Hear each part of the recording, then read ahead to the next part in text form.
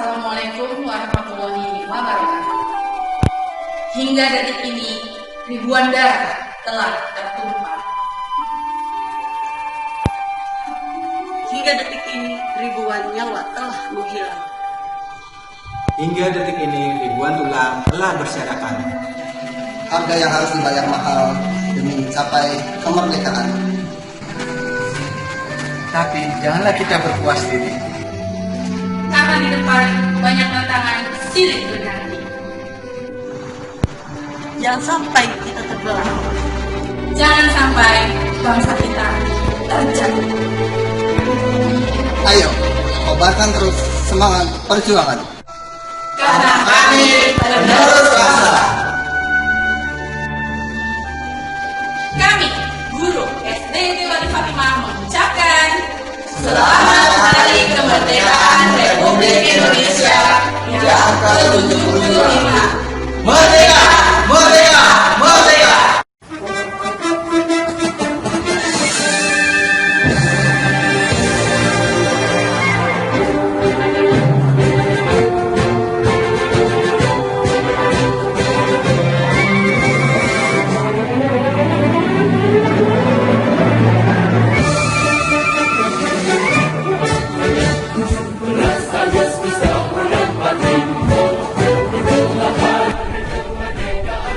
Yang pertama, peristiwa menyerahnya Jepang pada Sekutu.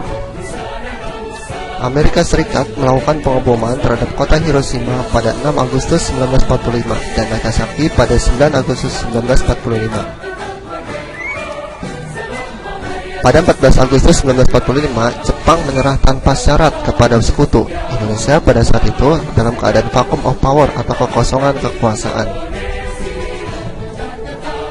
Bung Karno dan Bung Hatta pada saat itu sedang berada di Dalat, Vietnam untuk memenuhi panggilan Jenderal Terauchi selaku Panglima Tentara Jepang di seluruh kawasan Asia Tenggara. Yang kedua, perbedaan perspektif antara golongan tua dan golongan muda sekitar proklamasi. Berita kekalahan Jepang terhadap Sekutu diketahui oleh kalangan pemuda bangsa Indonesia di Bandung melalui berita siaran radio BBC di London. Para pemuda menemui Bung Karno di Jalan Pagangsaan nomor 656 mendesak supaya proklamasi segera dilaksanakan. Para pemuda karena belum berhasil membujuk Bung Karno pada tanggal 15 Agustus kembali mengadakan rapat di Lembaga Bakteriologi di Pegangsaan Timur dengan dipimpin oleh Hairul Saleh.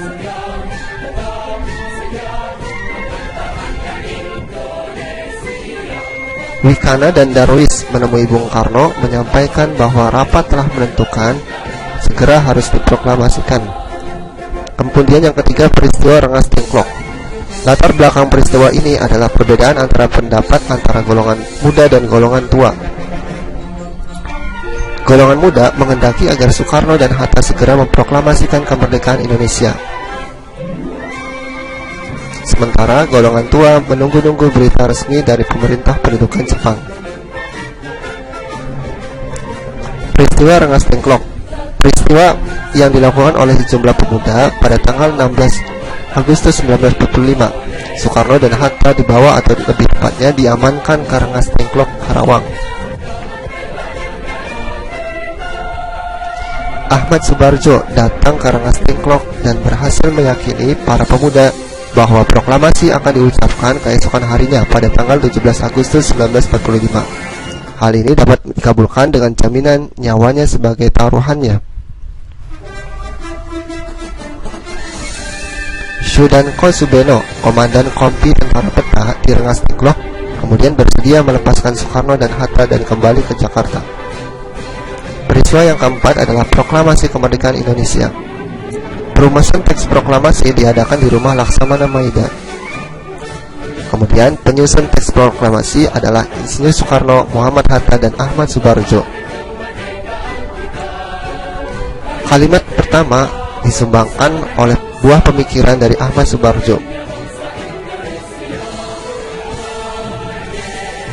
Kemudian kalimat yang kedua adalah hasil sumbang pikir dari Muhammad Hatta tentang kalimat pengalihan atau pemindahan kekuatan. Oleh Soekarno, naskah asli diberikan kepada Sayuti Melik untuk diketik.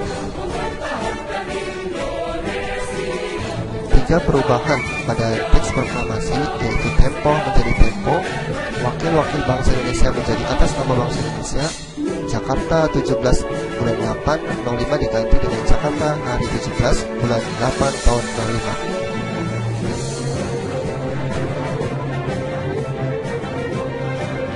05. Naskah tulisan asli, tulisan tangan asli Soekarno, dan ini adalah naskah ketikan Sayuti Melik.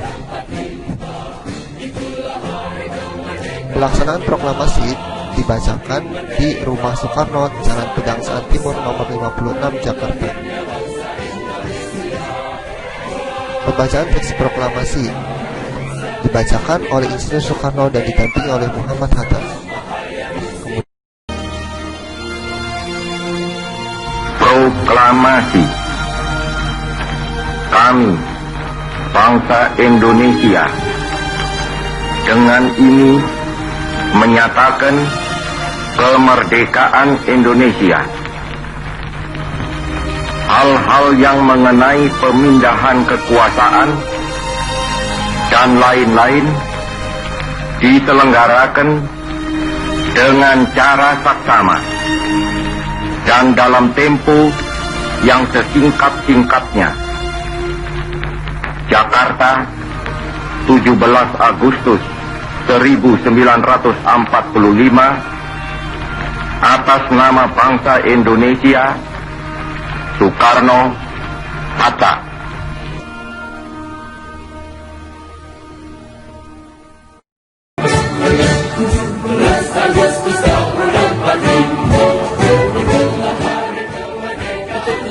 Yel berikut ini, kami anak Wadi Fatimah, siap jadi penerus bangsa, mengamalkan Pancasila, menggapai cita-cita, mengharumkan Indonesia.